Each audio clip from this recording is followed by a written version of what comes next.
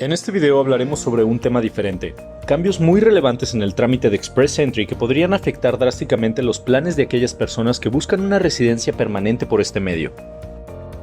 Antes de adentrarnos en el meollo del asunto, muchas gracias en nombre de todo el equipo de Helping You por los ánimos que nos brindan. Déjanos un comentario sobre tus dudas o sobre algún tema en específico del que te gustaría que habláramos.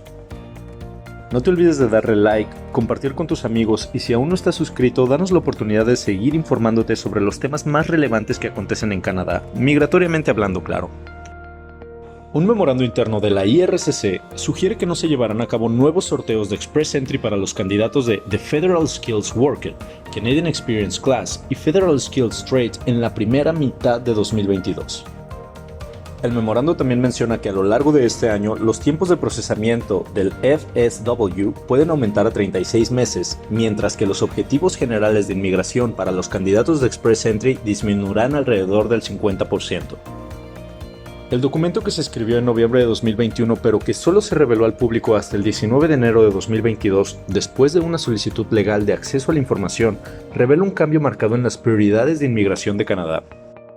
Durante muchos años, el Programa Federal de Trabajadores Calificados, FSW por sus siglas en inglés, ha sido una de las vías de inmigración más destacadas de Canadá para atraer trabajadores calificados a este país, y durante más de una década, Canadian Experience Class ha recibido un flujo constante de solicitudes de aspirantes con experiencia laboral actual o reciente en Canadá.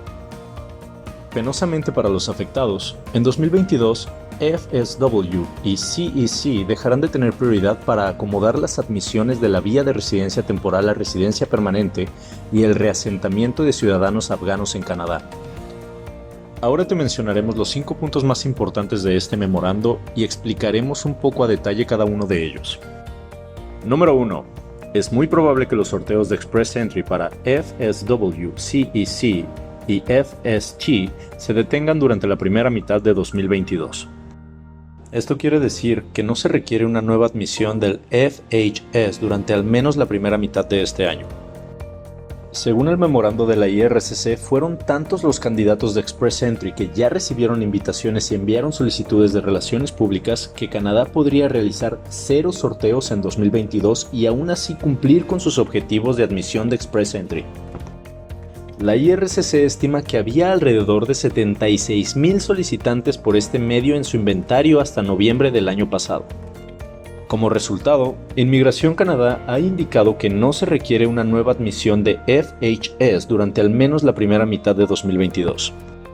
Para aclarar, FHS se refiere a las corrientes federales de alta calificación que incluyen por supuesto FSW, CEC y FST. En particular, continuarán los sorteos para los nominados provinciales. Las políticas de inmigración pueden cambiar, pero el inventario de la IRCC sugiere que esto es poco probable. Esto dejará a casi 200,000 candidatos de Express Entry en el grupo sin esperanza de ser invitados hasta al menos julio, y sin ninguna garantía firme de que los sorteos se reiniciarán en la segunda mitad del año. Número 2. Los objetivos de inmigración de Express Entry pueden disminuir en más del 50% en 2022. En 2021, Canadá admitió aproximadamente 110,000 nuevos residentes permanentes a través de los programas que mencionamos anteriormente del Express Entry. En 2022, ese objetivo podría reducirse en más del 50%. Debido a la prioridad otorgada a los ciudadanos afganos y a la ruta residente temporal a residente permanente, la IRCC afirma que el objetivo de admisión de FHS podría reducirse significativamente con algunos escenarios preliminares que muestran disminuciones de más del 50% de los 110,000 que se asignaron en el plan anterior. Número 3. Es probable que el límite de puntuación de CRS supere los 500 puntos durante 6 meses cuando se reanuden los sorteos regulares. Dada la composición actual del grupo, el puntaje mínimo del sistema de calificación integral necesario para recibir una invitación para postularse probablemente aumentaría por encima de 500 y permanecería alto, independientemente de si las invitaciones se pausan más o se reanudan a un ritmo modesto en el plazo muy cercano. En ambos escenarios, la puntuación del CRS probablemente se mantendría alta durante aproximadamente 6 meses.